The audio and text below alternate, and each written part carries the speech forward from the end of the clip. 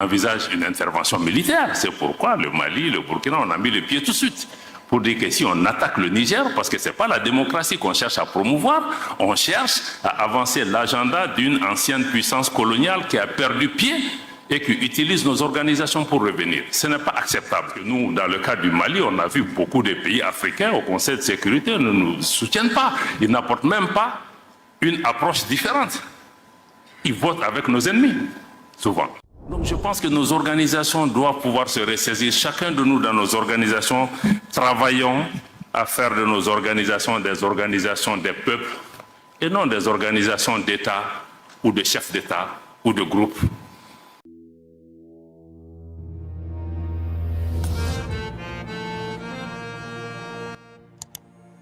Ce que le Togo nous demande juste de faire la diplomatie, de promouvoir le dialogue pour résoudre nos problèmes. Ça peut paraître trivial ou basique, mais je pense que c'est important si on se rappelle le contexte dans lequel nous sommes dans notre région aujourd'hui, où les chefs d'État du Mali, du Burkina, du Niger, de la Guinée, leurs ministres des Affaires étrangères sont interdits de voyager dans la région. Même dans les pays en guerre, où les pays qui se font la guerre, je crois que les ministres des Affaires étrangères doivent voyager pour résoudre. Comment nous pouvons résoudre les problèmes si on nous empêche même d'aller parler dans les pays voisins et à contrario, la CEDEAO veut envoyer des émissaires dans nos pays. On dit non, ce n'est pas acceptable. Sinon, on ne peut pas aller, vous n'allez pas pouvoir venir. Parce que le dialogue, c'est à double sens. Et même dans notre tradition africaine, mais pendant les guerres, les griots à l'époque étaient ceux qui étaient autorisés à parler. Donc je crois que ça peut paraître basique ou trivial, mais on n'a pas encore compris que les problèmes dans lesquels nous sommes confrontés, il faut que nous parlions, il faut que nous dialoguions, et que là où le Mali a trébuché aujourd'hui, d'autres pays peuvent tomber dans le même problème. Donc je crois que je voulais vraiment rappeler ça et rappeler l'importance de ce forum. Sur le thème, Smaël, je pense que tu as déjà touché à beaucoup de ces questions. Quel peut être le rôle des organisations régionales pour pouvoir accompagner les transitions? Je crois que ça veut dire qu'on a déjà un grand défi si nos organisations n'arrivent même pas à organiser le dialogue, n'arrivent même pas à nous parler, n'arrivent pas à jouer leur propre rôle pour pouvoir vraiment souder le monde. Mais moi, j'allais même dire que quel peut être le rôle des organisations régionales pour éviter même qu'on ait les transitions ou les changements anticonstitutionnels. Parce que c'est ça, on est en train de traiter la maladie, on n'est pas en train d'agir sur les symptômes. Et par rapport à cela, je veux mettre 2 points d'entrée de jeu. C'est d'abord pour dire que le multilatéralisme, il faut le comprendre, reste et a un rôle important et essentiel à jouer dans la recherche de la paix, aussi dans la recherche de la sécurité. Le deuxième élément, c'est de comprendre que pour nous tous, l'intégration régionale, la coopération régionale demeure aussi des moyens essentiels pour renforcer la solidarité entre nos pays, parce que la façon dont nos organisations agissent aujourd'hui, ce n'est pas dans le sens de la solidarité. D'ailleurs, elles sont même dans certains cas en train de tuer la solidarité. Donc, nous devons continuer à transformer nos organisations pour qu'elles deviennent de véritables organisations des peuples pour continuer à promouvoir non seulement la solidarité, la paix, mais aussi la prospérité. Parce que quand je vois le nombre de jeunes gens qu'on a aujourd'hui dans cette salle et tous ceux qui sont dehors, ce qu'ils attendent de nous, c'est qu'on leur apporte des réponses. Parce que si nous apportons des réponses à ces jeunes gens, nous n'aurons pas besoin d'équiper nos armées pour faire le maintien de la paix tel que nous sommes en train de le faire aujourd'hui. Nous devons aussi avoir ces populations à l'esprit. Comment nos organisations peuvent répondre aux aspirations de nos populations? Je pense que tant qu'on n'a pas répondu à cette question, elles ne pourront pas être utiles pour ce qui concerne les processus de transition. Donc, par rapport à cette introduction, je peux dire que le constat est amer, pour commencer. Et amer parce que nous faisons face à une double crise. Parce que vous avez parlé pas seulement des organisations régionales, mais aussi des organisations internationales. C'est pourquoi je dis que nous sommes dans une double crise. Premièrement, nous sommes dans une crise du multilatéralisme. Parce que nos organisations internationales, les Nations Unies et toutes les organisations qui sont affiliées, le Conseil de sécurité, sont aujourd'hui incapables de résoudre les problèmes. Le Conseil de sécurité est bloqué aujourd'hui, même pour faire un communiqué sur l'attaque du bateau Tombouctou au Mali, qui a fait près d'une 60aine de morts. Le Conseil de sécurité a été incapable de trouver un consensus pour faire un communiqué. Vous vous imaginez pas que c'est sur la question de la Palestine qu'il va pouvoir trouver. Donc nous sommes dans une crise du multilatéralisme. Et ce multilatéralisme n'a pas permis de répondre aux défis, par exemple, du Mali, où nous sommes face au terrorisme. On nous propose une opération de maintien de la paix dans une zone où il n'y a pas de paix à maintenir. Pendant 10 ans, on a entretenu la menace. Mais elle n'était pas adaptée. Au Sahel, c'est pareil. La situation en Ukraine, la situation en Palestine, comme je l'ai indiqué, dans tous ces cas, comme Chergui l'a indiqué, nous sommes dans une crise de la gouvernance mondiale qu'il faut revoir pour qu'elle soit plus représentative, plus démocratique, plus juste, plus équitable. Parce qu'on ne peut pas aujourd'hui demander au pays d'avoir la démocratie en interne et que les relations internationales ne soient pas elles-mêmes démocratiques et qu'un groupe réduit, un club de pays puisse diriger le monde en laissant la majorité des forces économiques, sociales, politiques qui ont émergé aujourd'hui. La situation géopolitique mondiale s'est totalement transformée, mais cette réalité n'est pas reflétée.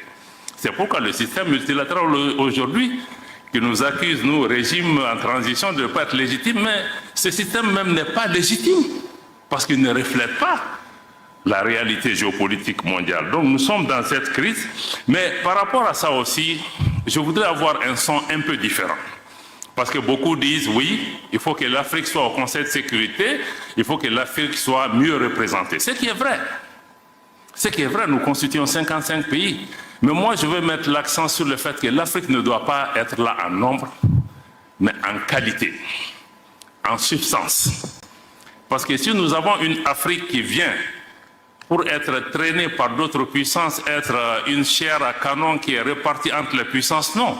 Si l'Afrique vient, quelle est sa valeur? Quelle voie différente elle apporte? Parce que nous, dans le cas du Mali, on a vu beaucoup de pays africains au Conseil de sécurité ne nous soutiennent pas. Ils n'apportent même pas une approche différente. Ils votent avec nos ennemis, souvent. Donc je pense que s'il y a une Afrique qui doit avoir la place, il faut que ça soit vraiment une voie différente, mais aussi une voie de plus. Si l'Afrique n'apporte pas son identité dans la gestion des affaires mondiales, je pense que ça ne sert à rien d'être content que l'Afrique est autour de la table, mais elle est autour de la table pour faire quoi? Si elle ne dit pas ce qu'elle doit dire, si elle ne parle pas au nom de nos populations, si elle ne dénonce pas, parce qu'aujourd'hui, certaines de nos organisations sont là pour perpétuer des systèmes néocoloniaux. Ce n'est pas acceptable. Ce n'est pas pour ça qu'on les a établis. Donc je pense que donc ça c'est le premier point, la double crise multilatérale et aussi l'instrumentalisation de ces organisations internationales, y compris au niveau du Conseil de sécurité ou d'autres organisations. On a vu, la Libye a été attaquée avec une autorisation du Conseil de sécurité des Nations Unies. 10 ans après, on a le problème, ça a déstabilisé tous nos pays. Donc souvent, on se demande si ces organisations même ne sont pas là pour maintenir, entretenir la menace, pour justifier leur existence et voiler leur inefficacité souvent. Et aussi, tout le monde a dénoncé ici depuis la politique de 2 poids 2 mesures enlève la crédibilité à ces organisations. Quand on parle aujourd'hui des droits de l'homme, bon, c'est devenu une religion. C'est devenu une religion. Quand il y a un petit problème qui se passe au Mali, on dit oui, il faut appeler la Cour pénale internationale. Mais en Palestine, ce qui est en train de se passer, ce n'est pas le droit de l'homme. Où est la Cour pénale internationale? Où sont ces donneurs de leçons? Où sont ces pays qui se disent champions des droits de l'homme, qui eux-mêmes soutiennent ce qui est en train de se passer?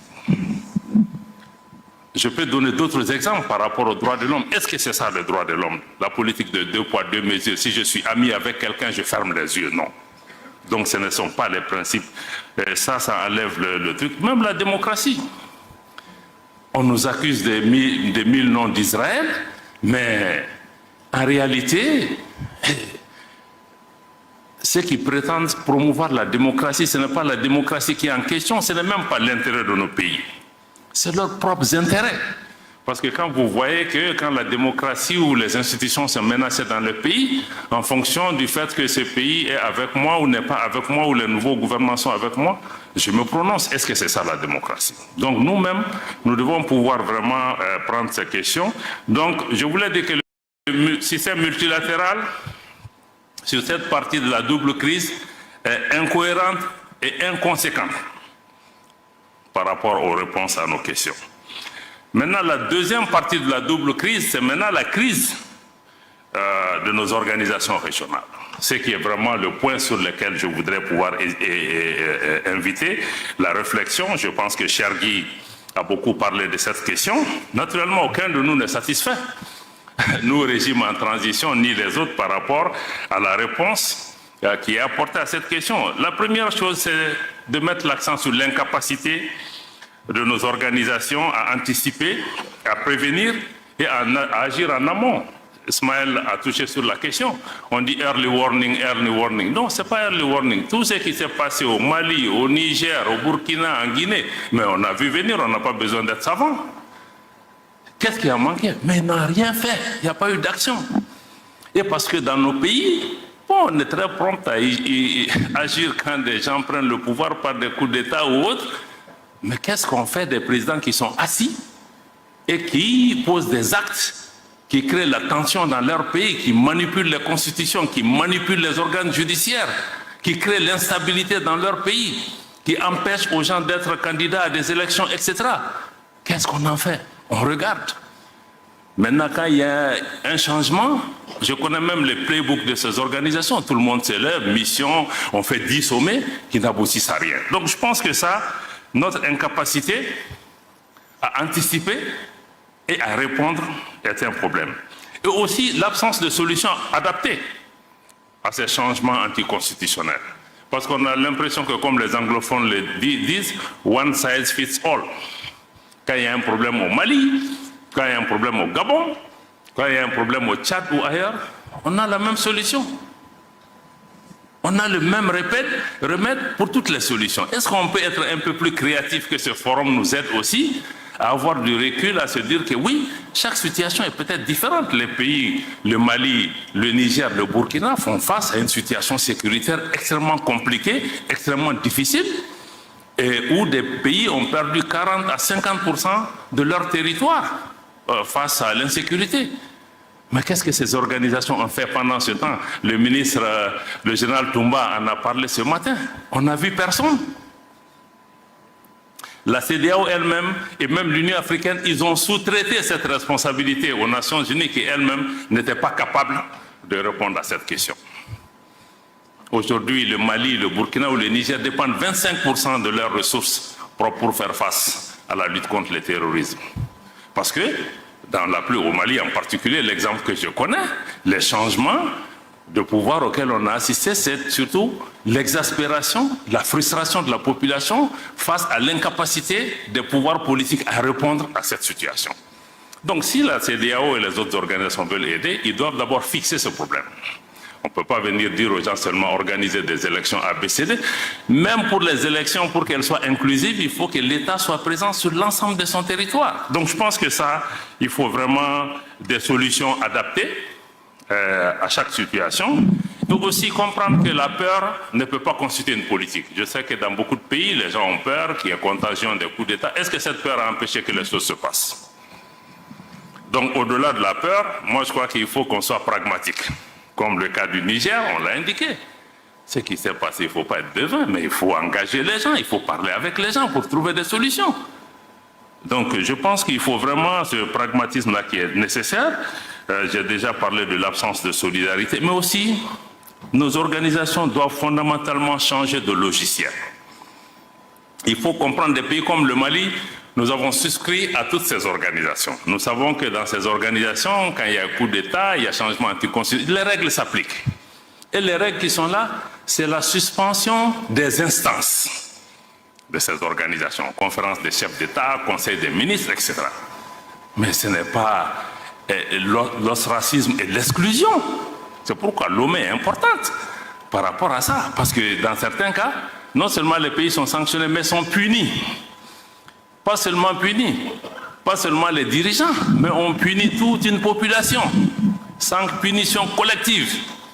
Parce qu'on cherche le président, on cherche telle ou telle chose. Est-ce que le peuple nigérien mérite qu'on lui coupe l'électricité, l'eau, la nourriture, les médicaments? Par rapport à ce qu'est-ce qu'elle a à voir dedans? Donc moi je crois que vraiment, et le plus grand problème aussi, c'est que, non, on va même au-delà de ça, on envisage une intervention militaire. C'est pourquoi le Mali, le Burkina, on a mis le pied tout de suite. Pour dire que si on attaque le Niger, parce que ce n'est pas la démocratie qu'on cherche à promouvoir, on cherche à avancer l'agenda d'une ancienne puissance coloniale qui a perdu pied et qui utilise nos organisations pour revenir. Ce n'est pas acceptable. Et nos organisations ne doivent pas constituer une menace pour nous et nos populations. Quand je vois la CEDEAO, je vois l'Union africaine, je vois la BCEAO, ça doit me rassurer. Mais aujourd'hui, ces organisations nous font peur à nos populations, constituent des menaces dans certains cas. Donc ça, c'est extrêmement important qu'il faut qu'elles changent leur logiciel pour sortir de mode punition, sanction, parce que si la sanction marchait, le Burkina a basculé quand le Mali était sous sanction. Le Niger a basculé, donc quelque part on doit s'arrêter comprendre, est-ce que le tout sanction, tout punition, ça marche? Et même la punition aussi a des conséquences durables, parce qu'aujourd'hui, parce qu'on ferme les frontières, on fait tout ce qu'il faut, mais ce ne sont même les fermetures des frontières, nos populations, ça brise l'élan de solidarité de nos pays. Donc il faut vraiment que nous comprenions ça. Deuxièmement, je vais insister sur le fait que quand nous sommes dans des organisations, mais les organisations sont bâties sur des traités, sur des textes auxquels nous avons librement consenti, y compris en abandonnant notre souveraineté. Mais dans beaucoup de ces organisations, à la CEDEAO, à l'UEMOA, les textes ne sont pas respectés. La fermeture des frontières, la mise sous embargo des pays n'est dans aucun texte de la CEDEAO. Je défie qui que ce soit de me sortir dans un texte de la CEDEAO où on a prévu la fermeture de frontières, de me sortir un texte du traité de l'UEMOA où on a prévu d'exclure un pays pour des considérations politiques, de me sortir le truc de le statut 4 de la Banque centrale des États de l'Afrique de l'Ouest interdit à la banque de recevoir des ordres des pouvoirs politiques pour pouvoir agir. Pourtant on ferme nos banques centrales. Donc, comment vous pouvez exiger l'état de droit au sein des pays et ne pas appliquer l'état de droit dans les organisations? Je crois que ça décrédibilise les organisations. Je vois que Chergui commence à bouger, peut-être que je dépasse mon temps. Donc, on est dans un paradoxe à ce niveau. Et l'autre question, je ne pourrais pas finir sans mettre l'accent aussi sur l'instrumentalisation de nos organisations. Je pense que j'ai parlé de ça plusieurs fois. On se comprend très bien. Ce n'est pas normal que les gens viennent parce qu'ils financent nos organisations pour pouvoir dicter leur agenda et utiliser notre organisation par rapport à leurs propres objectifs. J'ai expliqué à certains qu'au sommet de l'Union africaine, l'Union européenne par exemple, on ne nous voit pas. Mais pourquoi d'autres veulent venir dans nos débats, nous? On peut avoir un partenariat, mais dans le cadre du... Donc, nos organisations sont instrumentalisées. Cette instrumentalisation conduit à la politique de 2 poids, 2 mesures, parce qu'on ne définit plus les choses en fonction de nos propres paramètres, mais parce que, bon, les autorités françaises sont contre le Mali. Ah, il faut les suivre parce que, bon, tel pays a une attitude bienséante. Donc, je crois que ça pose un problème de crédibilité de nos organisations. Le G5 Sahel, c'est la même chose. Notre frère Era, Maman Sidikou, il était secrétaire exécutif du G5 Sahel. Le Mali est un pays fondateur du G5 Sahel. La France, qui n'est pas membre du G5 Sahel, dicte sa loi. Moi, je paye ma contribution. Un autre pays vient dire que le Mali ne peut pas assumer la présidence du G5 Sahel. Comme le disent nos amis ivoiriens, on est où là? Donc ça, ce sont des problèmes, ce n'est pas qu'on imagine, mais c'est réel. Donc ceci nous amène à nous interroger sur la crédibilité. Aujourd'hui, la jeunesse africaine, j'ai entendu beaucoup de gens, nos populations se posent comment ces organisations sont perçues. Moi, je suis certain que ces puissances qui jouent ce jeu, leur objectif même, c'est de décrédibiliser nos organisations. Quand ils disent, ouais, on est derrière la CEDEAO et vous prenez le micro souvent pour prédire. On a vu des ministres français, ou même le chef de l'État, prédire les conclusions des sommets de la CEDEAO sans qu'aucun responsable de l'organisation les rappelle à l'ordre. Donc, je pense que c'est ça. Bon, donc, je pense que par rapport à tout ça, qu'il y aura définitivement un impact sur l'intégration, la solidarité africaine si on ne prend pas des mesures. Pour des pays comme le Mali, on aurait pu continuer à protester, à agir, à faire des communiqués. Mais nous avons dit aussi que quelque part, il faut que nous apportons une alternative, une réponse géostratégique. C'est pourquoi on a décidé de mettre en place l'Alliance des États du Sahel, pour plusieurs raisons, parce qu'on ne veut pas une organisation qui soit téléguidée de l'extérieur. Deux, c'est que nous avons décidé que nous finançons cette organisation. Si vous voyez la charte, elle n'a pas prévu que nous recevons de l'argent de qui que ce soit. Pour être très clair. Donc, s'il y a des réponses sécuritaires, ça doit être des réponses sécuritaires à la hauteur de nos moyens. Et les moyens, nous en avons. Nous ne sommes pas aussi pauvres que ça, parce que c'est la géopolitique qui crée cette pauvreté et l'entretien. Donc, nous voulons aussi proposer une nouvelle approche de la solidarité et de l'intégration régionale. Chaque pays a une voix, pratiquement un droit de veto par rapport à tout ce qui se décide. Nous voulons aussi travailler pas seulement sur les questions sécuritaires à travers cette alliance militaire, mais aussi travailler sur les questions de développement, y compris les questions monétaires qui sont tabous aujourd'hui. Nous allons toucher à toutes les questions, comment notre organisation peut répondre aux attentes des populations du Liptako-Gourma. Ce qui est important aussi dans cette organisation, c'est qu'il y a une volonté populaire. Les populations, il y a une symbiose entre nos populations qui soutiennent cette initiative. Donc ça me semble être important. Donc en conclusion, et pour terminer, je pense que pour que nos organisations soient crédibles, il faut qu'elles soient elles-mêmes capables d'apporter les changements qui sont attendus par les populations. En premier lieu, il faut d'abord qu'elles remplissent leur vocation première, qui est de réaliser la solidarité africaine, l'intégration africaine. Et 60 ans après les indépendances, aucun de nous ne peut être fier du résultat de nos organisations en termes d'intégration. Aujourd'hui, si on ne prend que la libre circulation des personnes et des biens, les non-africains circulent plus librement en Afrique que nous-mêmes. Je ne parle pas des infrastructures, je ne parle pas d'autre chose. Je ne parle même pas du financement de nos organisations. Donc, je pense que on ne doit pas blâmer les autres. Est-ce que nous-mêmes, on a fait le travail qu'on devait faire pour que les autres nous respectent? Peut-être que si l'intégration, on était même avancé, on a beaucoup de systèmes de coups d'État et autres qu'on n'aurait pas. Donc, je pense qu'il faut renforcer la solidarité. Mais il faut surtout des organisations où un leadership africain est affirmé et assumé. Parce que quand on parle de solution africaine, c'est qu'il faut un leadership africain. Et le leadership africain, c'est qu'il faut que les autres nous respectent. Il faut qu'on impose une respectabilité aux autres pays. Ce n'est pas parce que vous êtes des grands pays, vous êtes ceci, cela, que vous allez pouvoir venir. L'Afrique, ce n'est pas un pays. C'est 55 pays. C'est des populations avec une tradition, une culture millénaire, avec leur fierté. Donc je pense que nos organisations doivent pouvoir se ressaisir. Chacun de nous dans nos organisations, travaillons à faire de nos organisations des organisations des peuples et non des organisations d'État ou de chefs d'État ou de groupes. Je pense que tant que nous n'allons pas dans cette direction, nous aurons toujours des problèmes parce que nos populations ne sont pas impliquées, que souvent même les chefs d'État et nos leaders n'arrivent pas à tenir face à cette ingérence extérieure. C'est ce que je voulais partager avec vous en restant à l'écoute pour les questions qui peuvent venir, mais je crois qu'il faut que nous-mêmes nous posions les bonnes questions, mais tout ce dans quoi nous sommes les premiers responsables. Merci.